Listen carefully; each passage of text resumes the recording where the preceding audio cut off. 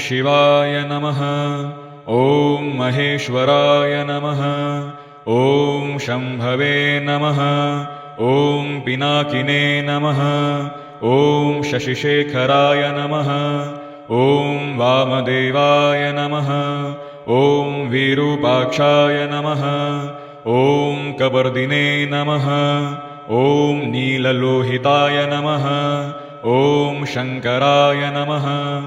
ಓಂ ಶೂಲಪಾಣಿನೇ ನಮಃ.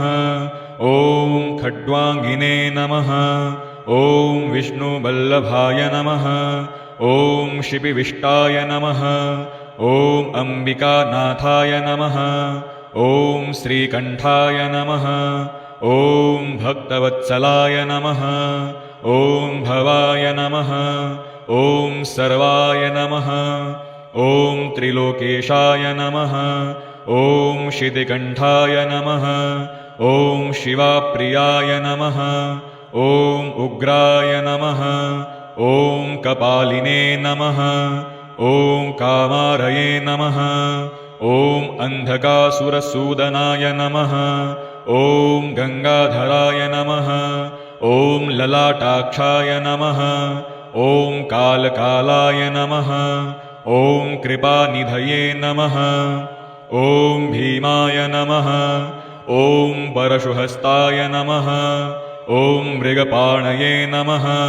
ಓಂ ಜಟಾಧರಾಯ ನಮಃ. ಓಂ ಕೈಲಾಸವಾಸಿನೇ ನಮಃ. ಓಂ ಕವಚಿನೇ ನಮಃ. ಓಂ ಕಠೋರಾಯ ನಮಃ.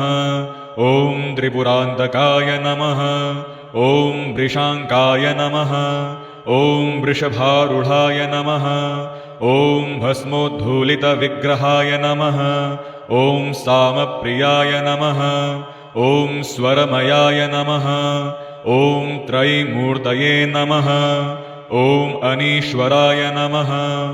ಓಂ ಸರ್ವಜ್ಞಾಯ ನಮಃ. ಓಂ ಪರಮಾತ್ಮನೇ ನಮಃ. ಓಂ ಸೋಮಸೂರ್ಯಾಗ್ನಿಲೋಚನಾಯ ನಮಃ. ಓಂ ಹವಿಷೇ ನಮಃ. ಓಂ ಯಜ್ಞಮಯಾಯ ನಮಃ. ಓಂ ಸೋಮಾಯ ನಮಃ. ಓಂ ಪಂಚವಕ್ತ್ರಾಯ ನಮಃ. ಓಂ ಸದಾಶಿವಾಯ ನಮಃ. ಓಂ ವಿಶ್ವೇಶ್ವರಾಯ ನಮಃ. ಓಂ ವೀರಭದ್ರಾಯ ನಮಃ. ಓಂ ಗಣನಾಥಾಯ ನಮಃ. ಓಂ ಪ್ರಜಾಪತಯೇ ನಮಃ. ಓಂ ಹಿರಣ್ಯರೇತಸೇ ನಮಃ. ಓಂ ದುರ್ಧಶಾಯ ನಮಃ. ಓಂ ಗಿರಿಶಾಯ ನಮಃ. ಓಂ ಗಿರಿಶಾಯ ನಮಃ. ಓಂ ಅಂಧಾಯ ನಮಃ. ಓಂ ಅನಘಾಯ ನಮಃ. ಓಂ ಭುಜಂಗಭೂಷಣಾಯ ನಮಃ. ಓಂ ಭರ್ಗಾಯ ನಮಃ. ಓಂ ಗಿರಿಧನ್ವಿನೇ ನಮಃ. ಓಂ ಗಿರಿಪ್ರಿಯಾಯ ನಮಃ. ಓಂ ಕೃತ್ತಿವಾಸಸೇ ನಮಃ. ಓಂ ಪುರಾರಾತಯೇ ನಮಃ. ಓಂ ಭಗವತೆ ನಮಃ. ಓಂ ಬ್ರಹ್ಮಥಾಧಿಪಾಯ ನಮಃ. ಓಂ ಮೃತ್ಯುಂಜಯಾಯ ನಮಃ. ಓಂ ಸೂಕ್ಷ್ಮತನವೇ ನಮಃ. ಓಂ ಜಗದ್ವಯಾಪಿನೇ ನಮಃ. ಓಂ ಜಗದ್ಗುರವೇ ನಮಃ. ಓಂ ವ್ಯೋಮಕೇಶಾಯ ನಮಃ. ಓಂ ಮಹಾಸೇನಜನಕಾಯ ನಮಃ. ಓಂ ಚಾರುವಿಕ್ರಮಾಯ ನಮಃ. ಓಂ ರುದ್ರಾಯ ನಮಃ. ಓಂ ಭೂತಪತಯೇ ನಮಃ. ಓಂ ಸ್ಥಾಣವೇ ನಮಃ. ಓಂ ಅಹಿರ್ಬುಧ್ನ್ಯಾಯ ನಮಃ. ಓಂ ದಿಗಂಬರಾಯ ನಮಃ. ಓಂ ಅಷ್ಟಮೂರ್ತಯೇ ನಮಃ. ಓಂ ಅನೇಕಾತ್ಮನೇ ನಮಃ. ಓಂ ಸಾತ್ವಿಕಾಯ ನಮಃ. ಓಂ ಶುದ್ಧವಿಗ್ರಹಾಯ ನಮಃ. ಓಂ ಶಾಶ್ವತಾಯ ನಮಃ. ಓಂ ಖಂಡಪರಶವೇ ನಮಃ. ಓಂ ಅಜಾಯ ನಮಃ. ಓಂ ಪಾಶವಿಮೋಚಕಾಯ ನಮಃ. ಓಂ ಮೃಡಾಯ ನಮಃ. ಓಂ ಪಶುಪತಯೇ ನಮಃ. ಓಂ ದೇವಾಯ ನಮಃ. ಓಂ ಮಹಾದೇವಾಯ ನಮಃ. ಓಂ ಅವ್ಯಾಯ ನಮಃ. ಓಂ ಹರಯೇ ನಮಃ. ಓಂ ಪೂಷದಂತಭಿದೇ ನಮಃ. ಓಂ ಅವ್ಯಗ್ರಾಯ ನಮಃ. ಓಂ ದಕ್ಷಾಧ್ವರಹರಾಯ ನಮಃ. ಓಂ ಹರಾಯ ನಮಃ. ಓಂ ಭಗನೇತ್ರಭಿದೇ ನಮಃ. ಓಂ ಅವ್ಯಕ್ತಾಯ ನಮಃ. ಓಂ ಸಹಸ್ರಾಕ್ಷಾಯ ನಮಃ. ಓಂ ಸಹಸ್ರಪದೇ ನಮಃ. ಓಂ ಅಪವರ್ಗಪ್ರದಾಯ ನಮಃ. ॐ अनन्ताय नमः ॐ तारकाय नमः ॐ परमेश्वराय नमः ॐ शिवाय नमः ॐ महेश्वराय नमः ॐ शम्भवे नमः ॐ पिनाकिने नमः ॐ शशिशेखराय नमः ॐ वामदेवाय नमः ॐ विरूपाक्षाय नमः ॐ कपर्दिने नमः ॐ नीललोहिताय नमः ॐ शङ्कराय नमः ॐ शूलपाणिने नमः ॐ खड्वाङ्गिने नमः ॐ विष्णुवल्लभाय नमः ॐ शिपिविष्टाय नमः ॐ अम्बिकानाथाय नमः ॐ श्रीकण्ठाय नमः ॐ भक्तवत्सलाय नमः ॐ भवाय नमः ॐ सर्वाय नमः ॐ त्रिलोकेशाय नमः ॐ शितिकण्ठाय नमः ॐ शिवाप्रियाय नमः ॐ उग्राय नमः ॐ कपालिने नमः ॐ कामारये नमः ॐ अन्धकासुरसूदनाय नमः ॐ गङ्गाधराय नमः ॐ ललाटाक्षाय नमः ॐ कालकालाय नमः ॐ कृपानिधये नमः ॐ भीमाय नमः ॐ परशुहस्ताय नमः ॐ मृगपाणये नमः ॐ जटाधराय नमः ॐ कैलासवासिने नमः ॐ कवचिने नमः ॐ कठोराय नमः ॐ त्रिपुरान्तकाय नमः ॐ वृषाङ्काय नमः ॐ वृषभारूढाय नमः ॐ भस्मोद्धूलितविग्रहाय नमः ॐ सामप्रियाय नमः ॐ स्वरमयाय नमः ॐ त्रयीमूर्तये नमः ॐ अनीश्वराय नमः ॐ सर्वज्ञाय नमः ॐ परमात्मने नमः ॐ सोमसूर्याग्निलोचनाय नमः ॐ हविषे नमः ॐ यज्ञमयाय नमः ॐ सोमाय नमः ॐ पञ्चवक्त्राय नमः ॐ सदाशिवाय नमः ॐ विश्वेश्वराय नमः ॐ वीरभद्राय नमः ॐ गणनाथाय नमः ॐ प्रजापतये नमः ॐ हिरण्यरेतसे नमः ॐ दुर्धशाय नमः ॐ गिरिशाय नमः ॐ गिरिशाय नमः ॐ अन्धाय नमः ॐ अनघाय नमः ॐ भुजङ्गभूषणाय नमः ॐ भर्गाय नमः ॐ गिरिधन्विने नमः ॐ गिरिप्रियाय नमः ॐ कृत्तिवाससे नमः ॐ पुरारातये नमः ॐ भगवते नमः ॐ ब्रह्मथाधिपाय नमः ॐ मृत्युञ्जयाय नमः ॐ सूक्ष्मतनवे नमः ॐ जगद्व्यापिने नमः ॐ जगद्गुरवे नमः ॐ व्योमकेशाय नमः ॐ महासेनजनकाय नमः ॐ चारुविक्रमाय नमः ॐ रुद्राय नमः ॐ भूतपतये नमः ॐ स्थाणवे नमः ॐ अहिर्बुध्न्याय नमः ॐ दिगम्बराय नमः ॐ अष्टमूर्तये नमः ॐ अनेकात्मने नमः ॐ सात्विकाय नमः ॐ शुद्धविग्रहाय नमः ॐ शाश्वताय नमः ॐ खण्डपरशवे नमः ॐ अजाय नमः ॐ पाशविमोचकाय नमः ॐ मृडाय नमः ॐ पशुपतये नमः ॐ देवाय नमः ॐ महादेवाय नमः ॐ अव्याय नमः ॐ हरये नमः ॐ पूषदन्तभिदे नमः ॐ अव्यग्राय नमः ॐ दक्षाध्वरहराय नमः ॐ हराय नमः ॐ भगनेत्रभिदे नमः ॐ अव्यक्ताय नमः ॐ सहस्राक्षाय नमः ॐ सहस्रपदे नमः ॐ अपवर्गप्रदाय नमः ॐ अनन्ताय नमः ॐ तारकाय नमः ॐ परमेश्वराय नमः ॐ शिवाय नमः ॐ महेश्वराय नमः ॐ शम्भवे नमः ॐ पिनाकिने नमः ॐ शशिशेखराय नमः ॐ वामदेवाय नमः ॐ विरूपाक्षाय नमः ॐ कपर्दिने नमः ॐ नीललोहिताय नमः ॐ शङ्कराय नमः ॐ शूलपाणिने नमः ॐ खड्वाङ्गिने नमः ॐ विष्णुवल्लभाय नमः ॐ शिपिविष्टाय नमः ॐ अम्बिकानाथाय नमः ॐ श्रीकण्ठाय नमः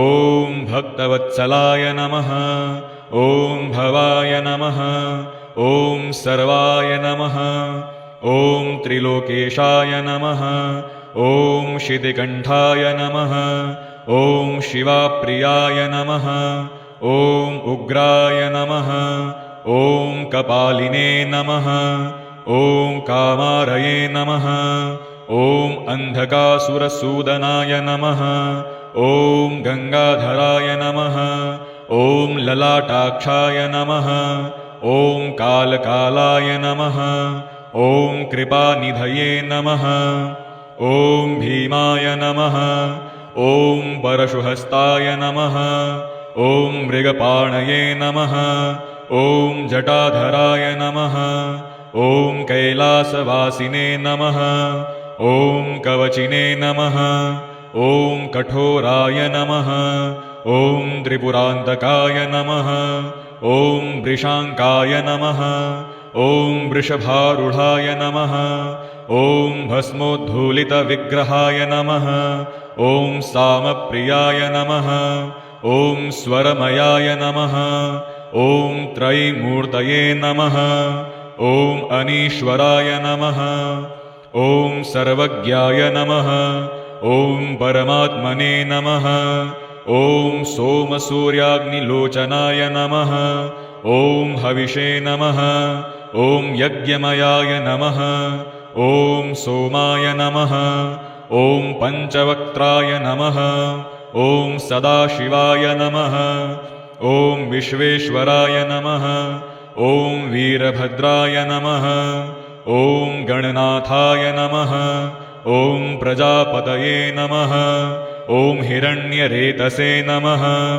ॐ दुर्धशाय नमः ॐ गिरिशाय नमः ॐ गिरिशाय नमः ॐ अन्धाय नमः ॐ अनघाय नमः ॐ भुजङ्गभूषणाय नमः ॐ भर्गाय नमः ॐ गिरिधन्विने नमः ॐ गिरिप्रियाय नमः ॐ कृत्तिवाससे नमः ॐ पुरारातये नमः ॐ भगवते नमः ॐ ब्रह्मथाधिपाय नमः ॐ मृत्युञ्जयाय नमः ॐ सूक्ष्मतनवे नमः ॐ जगद्व्यापिने नमः ॐ जगद्गुरवे नमः ॐ व्योमकेशाय नमः ॐ महासेनजनकाय नमः ॐ चारुविक्रमाय नमः ॐ रुद्राय नमः ॐ भूतपतये नमः ॐ स्थाणवे नमः ॐ अहिर्बुध्न्याय नमः ॐ दिगम्बराय नमः ॐ अष्टमूर्तये नमः ॐ अनेकात्मने नमः ॐ सात्विकाय नमः ॐ शुद्धविग्रहाय नमः ॐ शाश्वताय नमः ॐ खण्डपरशवे नमः ॐ अजाय नमः ॐ पाशविमोचकाय नमः ॐ मृडाय नमः ॐ पशुपतये नमः ॐ देवाय नमः ॐ महादेवाय नमः ॐ अव्याय नमः ॐ हरये नमः ॐ पूषदन्तभिदे नमः ॐ अव्यग्राय नमः ॐ दक्षाध्वरहराय नमः ॐ हराय नमः ॐ भगनेत्रभिदे नमः ॐ अव्यक्ताय नमः ॐ सहस्राक्षाय नमः ॐ सहस्रपदे नमः ॐ अपवर्गप्रदाय नमः ॐ अनन्ताय नमः ॐ तारकाय नमः ॐ परमेश्वराय नमः ॐ शिवाय नमः ॐ महेश्वराय नमः ॐ शम्भवे नमः ॐ पिनाकिने नमः ॐ शशिशेखराय नमः ॐ वामदेवाय नमः ॐ विरूपाक्षाय नमः ॐ कपर्दिने नमः ॐ नीललोहिताय नमः ॐ शङ्कराय नमः ॐ शूलपाणिने नमः ॐ खड्वाङ्गिने नमः ॐ विष्णुवल्लभाय नमः ॐ शिपिविष्टाय नमः ॐ अम्बिकानाथाय नमः ॐ श्रीकण्ठाय नमः ॐ भक्तवत्सलाय नमः ॐ भवाय नमः ॐ सर्वाय नमः ॐ त्रिलोकेशाय नमः ॐ शितिकण्ठाय नमः ॐ शिवाप्रियाय नमः ॐ उग्राय नमः ॐ कपालिने नमः ॐ कामारये नमः ॐ अन्धकासुरसूदनाय नमः ॐ गङ्गाधराय नमः ॐ ललाटाक्षाय नमः ॐ कालकालाय नमः ॐ कृपानिधये नमः ॐ भीमाय नमः ॐ परशुहस्ताय नमः ॐ मृगपाणये नमः ॐ जटाधराय नमः ॐ कैलासवासिने नमः ॐ कवचिने नमः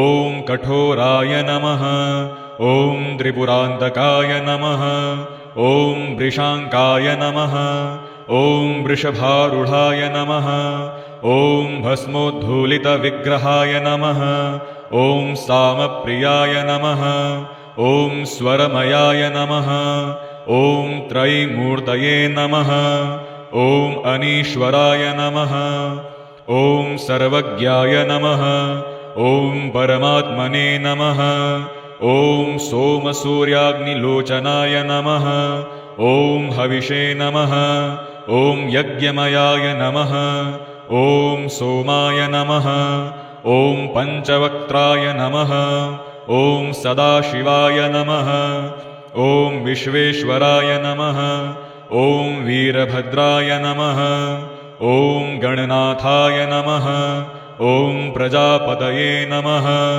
ॐ हिरण्यरेतसे नमः ॐ दुर्धशाय नमः ॐ गिरिशाय नमः ॐ गिरिशाय नमः ॐ अन्धाय नमः ॐ अनघाय नमः ॐ भुजङ्गभूषणाय नमः ॐ भर्गाय नमः ॐ गिरिधन्विने नमः ॐ गिरिप्रियाय नमः ॐ कृत्तिवाससे नमः ॐ पुरारातये नमः ॐ भगवते नमः ॐ प्रमथाधिपाय नमः ॐ मृत्युञ्जयाय नमः ॐ सूक्ष्मतनवे नमः ॐ जगद्व्यापिने नमः ॐ जगद्गुरवे नमः ॐ व्योमकेशाय नमः ॐ महासेनजनकाय नमः ॐ चारुविक्रमाय नमः ॐ रुद्राय नमः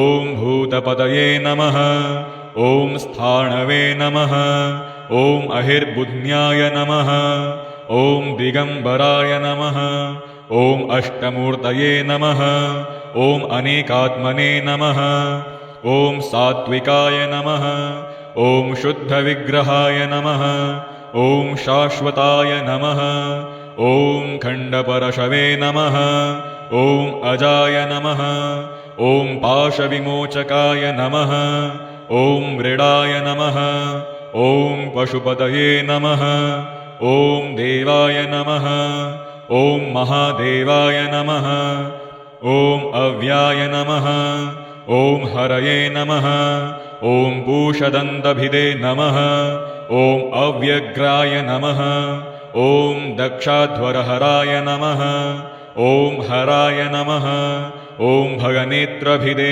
नमः ॐ अव्यक्ताय नमः ॐ सहस्राक्षाय नमः ॐ सहस्रपदे नमः ॐ अपवर्गप्रदाय नमः ॐ अनन्ताय नमः ॐ तारकाय नमः ॐ परमेश्वराय नमः ॐ शिवाय नमः ॐ महेश्वराय नमः ॐ शम्भवे नमः ॐ पिनाकिने नमः ॐ शशिशेखराय नमः ॐ वामदेवाय नमः ॐ विरूपाक्षाय नमः ॐ कपर्दिने नमः ॐ नीललोहिताय नमः ॐ शङ्कराय नमः ॐ शूलपाणिने नमः ॐ खड्वाङ्गिने नमः ॐ विष्णुवल्लभाय नमः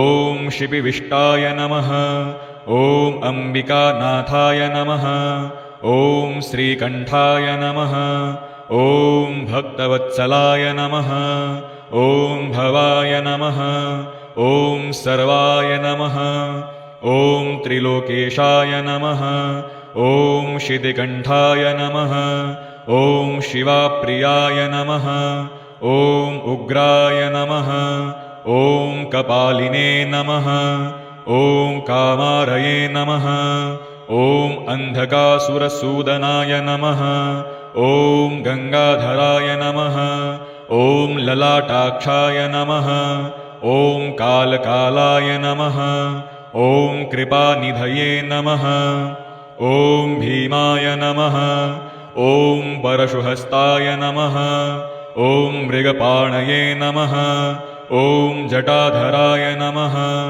ॐ कैलासवासिने नमः ॐ कवचिने नमः ॐ कठोराय नमः ॐ त्रिपुरान्तकाय नमः ॐ वृषाङ्काय नमः ॐ वृषभारूढाय नमः ॐ भस्मोद्धूलितविग्रहाय नमः ॐ सामप्रियाय नमः ॐ स्वरमयाय नमः ॐ त्रयीमूर्तये नमः ॐ अनीश्वराय नमः ॐ सर्वज्ञाय नमः ॐ परमात्मने नमः ॐ सोमसूर्याग्निलोचनाय नमः ॐ हविषे नमः ॐ यज्ञमयाय नमः ॐ सोमाय नमः ॐ पञ्चवक्त्राय नमः ॐ सदाशिवाय नमः ॐ विश्वेश्वराय नमः ॐ वीरभद्राय नमः ॐ गणनाथाय नमः ॐ प्रजापतये नमः ॐ हिरण्यरेतसे नमः ॐ दुर्धशाय नमः ॐ गिरिशाय नमः ॐ गिरिशाय नमः ॐ अन्धाय नमः ॐ अनघाय नमः ॐ भुजङ्गभूषणाय नमः ॐ भर्गाय नमः ॐ गिरिधन्विने नमः ॐ गिरिप्रियाय नमः ॐ कृत्तिवाससे नमः ॐ पुरारातये नमः ॐ भगवते नमः ॐ प्रमथाधिपाय नमः ॐ मृत्युञ्जयाय नमः ॐ सूक्ष्मतनवे नमः ॐ जगद्व्यापिने नमः ॐ जगद्गुरवे नमः ॐ व्योमकेशाय नमः ॐ महासेनजनकाय नमः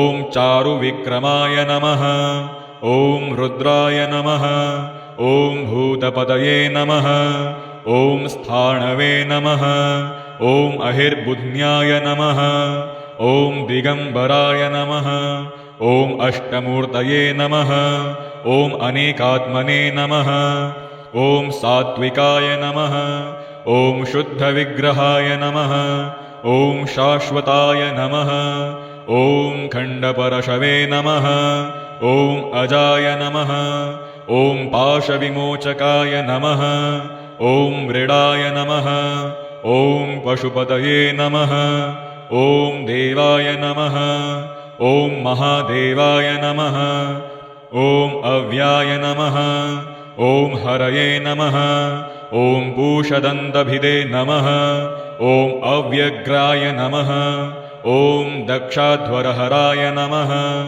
ॐ हराय नमः ॐ भगनेत्रभिदे नमः ॐ अव्यक्ताय नमः ॐ सहस्राक्षाय नमः ॐ सहस्रपदे नमः ॐ अपवर्गप्रदाय नमः ॐ अनन्ताय नमः ॐ तारकाय नमः ॐ परमेश्वराय नमः